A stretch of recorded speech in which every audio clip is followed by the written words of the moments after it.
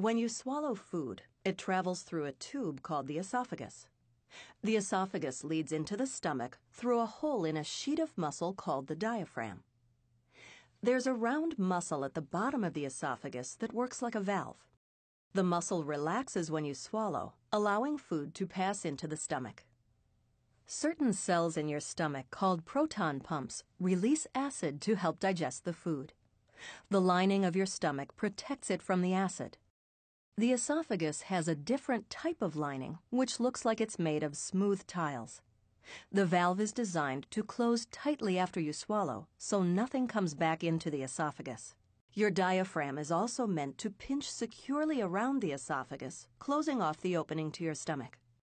It's normal for a small amount of acid to occasionally splash into the esophagus. This is called reflux. That word means flowing back. A small amount of reflux doesn't usually cause any harm.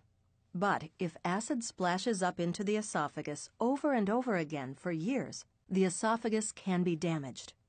There are several reasons this might happen. It's not uncommon for the valve to become weaker, so it doesn't close tightly. That allows acid and partially digested food to come up into the esophagus. Sometimes the diaphragm weakens around the esophagus, allowing the hole to become larger. This hole is called the hiatus. When it becomes larger, part of the stomach may bulge through it. This is called a hiatal hernia. The hernia may cause the esophagus and the valve to move up. In that case, the diaphragm is no longer reinforcing the valve.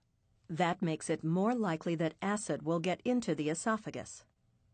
When acid and food splash up into the esophagus repeatedly, it's called gastroesophageal reflux disease, or GERD. Gastro for the stomach, or gastric system. Esophageal for the esophagus. Mayo Clinic's Division of Gastroenterology and Hepatology is recognized as #1 by U.S. News & World Report. Go to mayoclinic.org to find out how to request an appointment with a Mayo Clinic physician.